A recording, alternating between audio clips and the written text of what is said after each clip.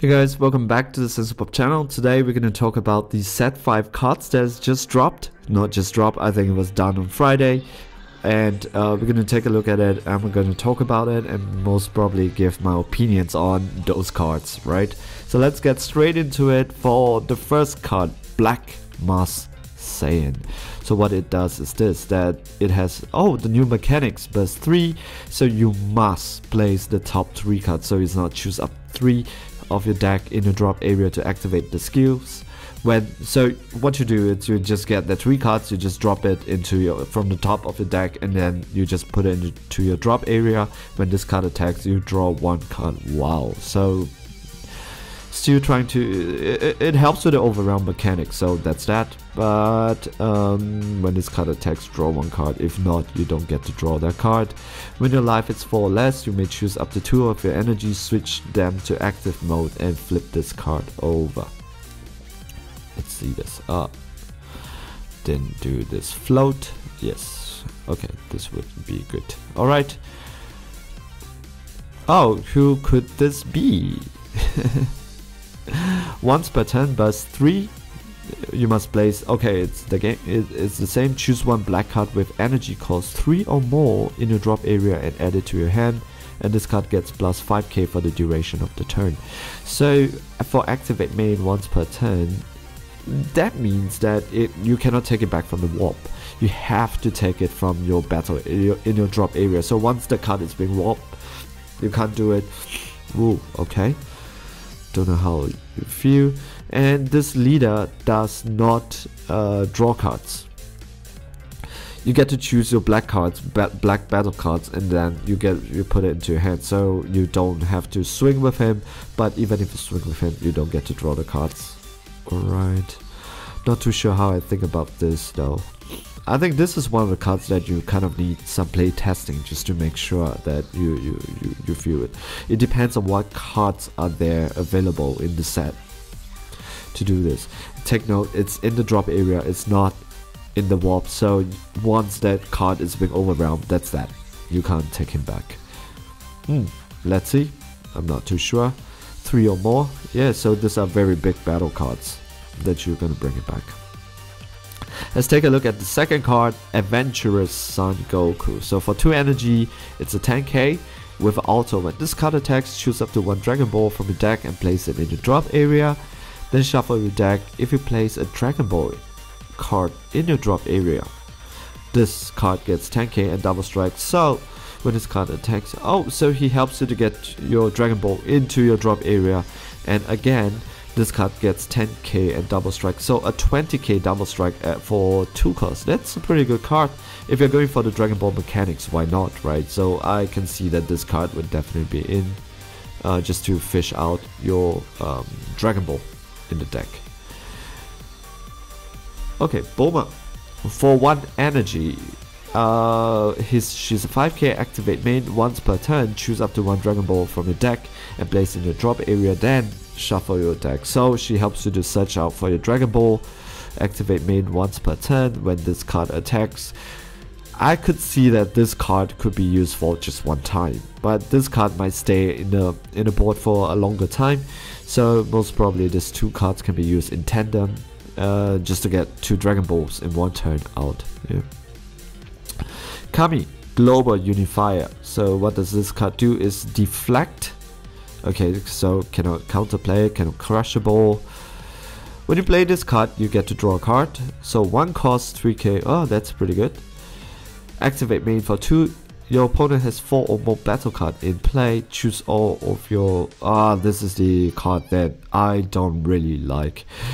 I try to stay positive, right? But the thing is, I really question the design thing about with Bandai is going through. I can understand why they're doing that. So for people who are swarming the boards like veggies and stuff like that, it actually helps to board clear just for 3 energy, because you could play 1, tap 2, and then you clear it. But there are mechanics in the Dragon Ball Super card game that encourages you to build the board. For example, like Jiren. So if you want to play Universe 11, you have to unless you play the Ultimate Box one, right? But if you want to play the Tournament of Power Jiren, which I kind of prefer, you need to build the board. And just for you intelligently or hardworkingly, diligently build the board with smart play, with counter combos, and try to keep the things on the board, trying to stay alive.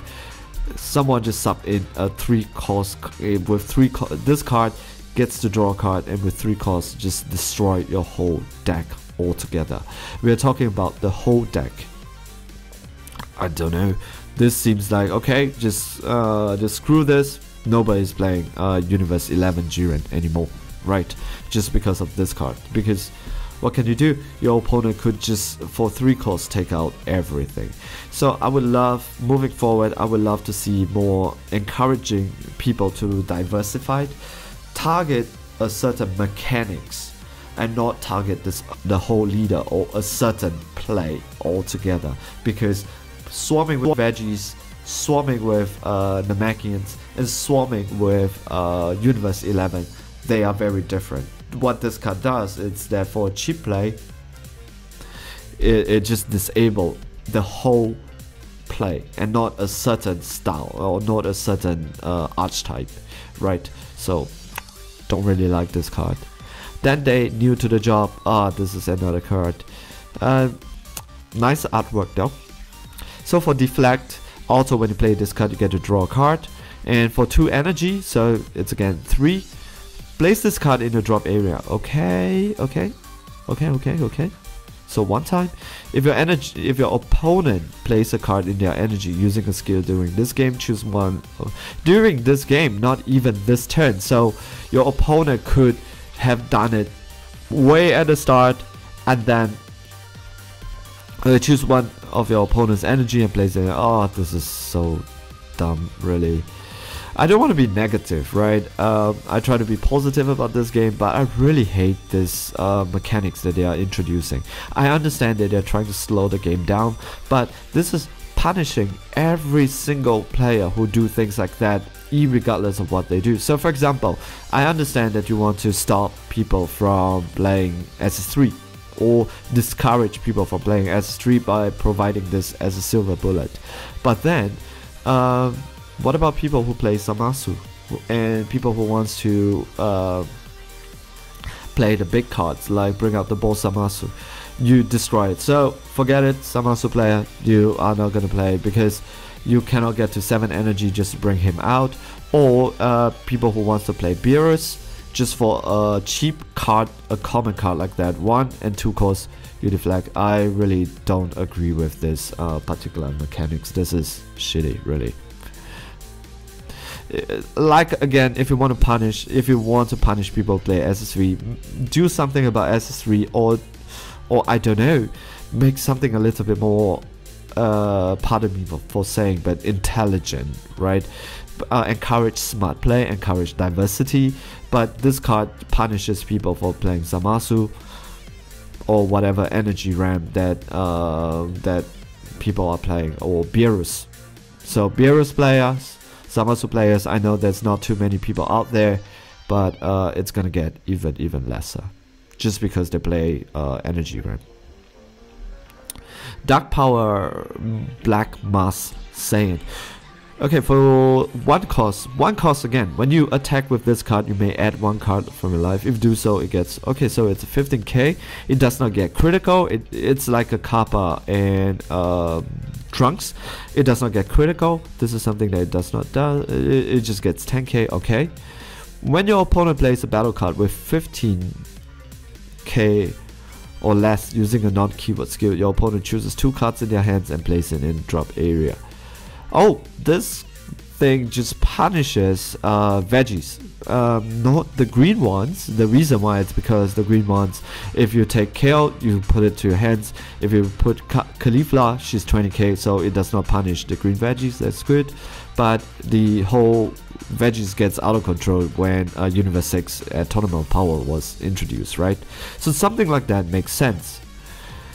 Because once you can play the second veggie, the 20k red Caulifla, but using her skills, if you try to play 1 more, you choose 2 cards from your hands and place it in the drop area. But there's also, you could take him out, unlike Bandai, who you could take him out because you have to place this card into your drop area, but in the game, if you ever do this, this auto will work.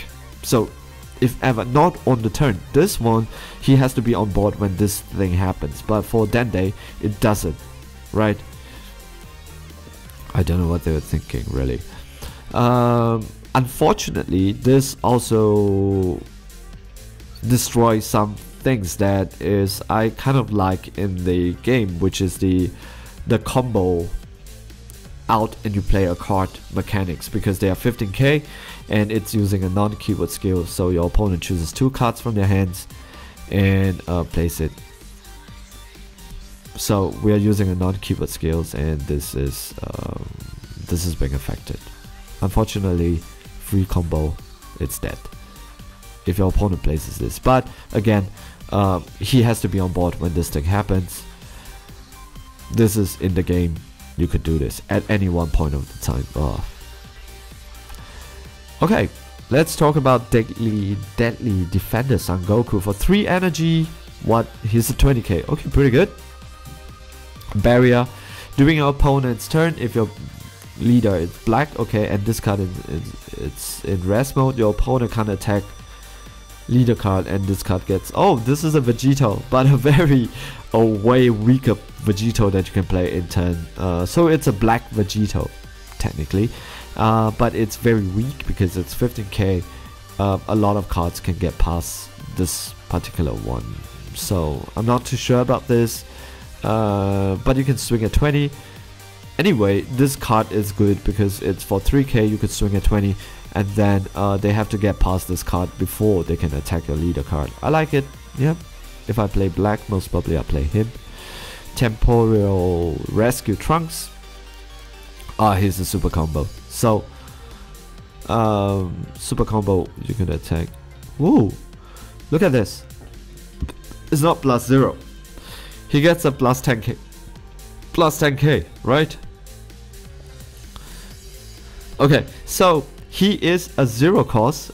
This is interesting. He's a 0 cost and 10k.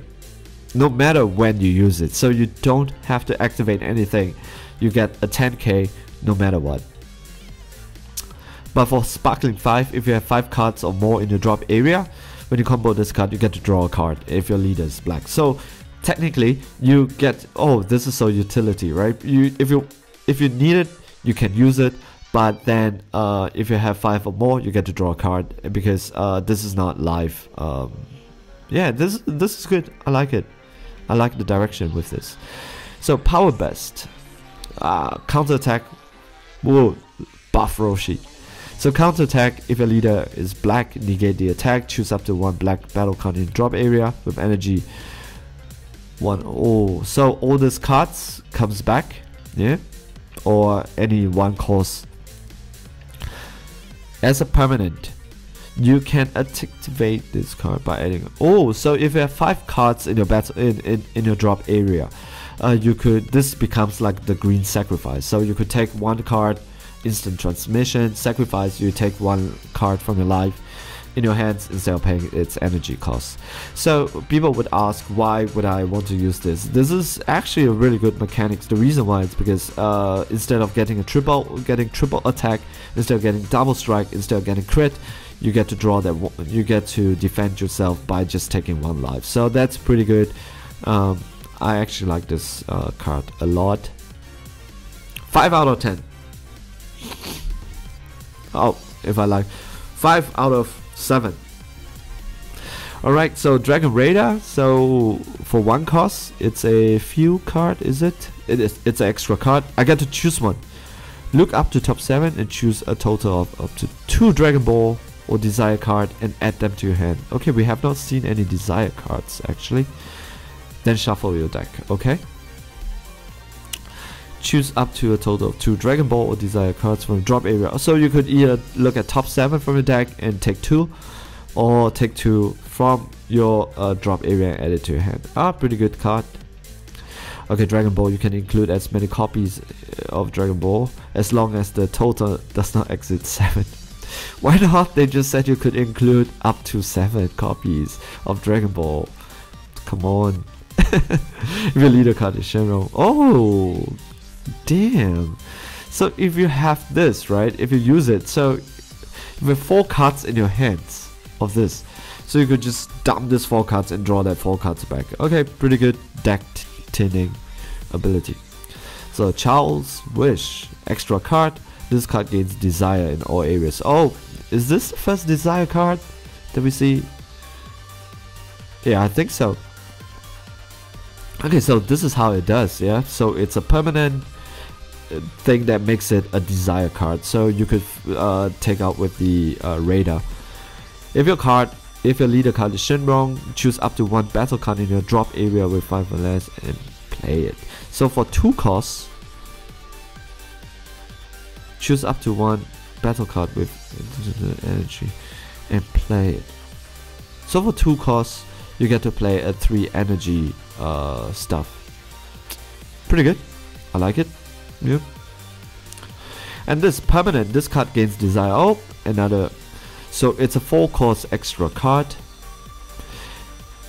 Your leader card is a Shenron card. Choose 1 battle card in drop area with energy less than your total current energy and place it. So minimum it has to be a 4. Oh, look at this Krillin. So minimum it has to be a 4, right? Because you need 4 to play this, and choose 1 to and play it. So 4 for 4, 4 for 5, 4 for 6. Not too sure about that, but let's check the Shenron leader. Team booster, nope. Is it starter, starter advanced, Shenron? Yep, let's look at the Shenron leader over here. So Dragon Ball. So switch this card to rest mode, choose up to 2, and add it to your hands. Oh, that's basically a draw 2. But there are 2 Dragon 7 and choose up to 1 desire. So you in your drop area, add it to your hand, flip this card over. This card can't attack, okay. Choose 1, you get to draw a card. You get to choose 1 desire card with energy equal to activate its. This is it. So you can actually play. So imagine you have 5 energy, right? You could play the desire card, which you already get from before you switch over. You can get it from the graveyard and you put it into your hands, and then you can choose to activate its main skills just like that. Boop. You get to play it because right now I have 4, 5. Then I play this for free, and then I get to play 5 or 6 costs due to my energy, just like that. So minimum I get to play a 4 cost for free. Oh, that's pretty good. That's pretty good. So the card itself, this guy, this World Peace, right? World Peace itself, I don't think it's a good card.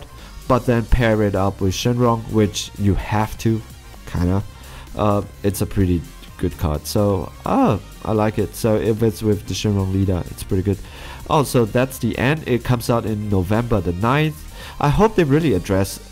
Overall, I like what I saw, but I'm really disappointed in the sense of this direction that Bandai is going. Once again, I don't want to sound negative, but Bandai really don't punish players who plays legit. So for example, they take their time to build up a board like Jiren, or maybe play nicely just to build up things like the Maiden Squadron, because that's the whole mechanics of it, right? But technically Maiden Squadron can be played with 3, but that's the whole mechanics of it. They need you design the cards to make it work with a lot on the board, but you make it something so cheap, 3, that cannot be deflected, because that's that, just to destroy everything, just to destroy the whole game plan of the other players. So I understand if you want to take care of SS3 with the whole level of energy that starts to ramp up and stuff like that, but don't punish players who are playing like Zamasu or Beerus, because they need the energy ramp just to bring out the boss creature, right? So that's how you design the game, and that's how it works. So that's that. And but overall, I'm really excited to see more of the cards. And that's, yeah. So signing off. Ciao. Bye.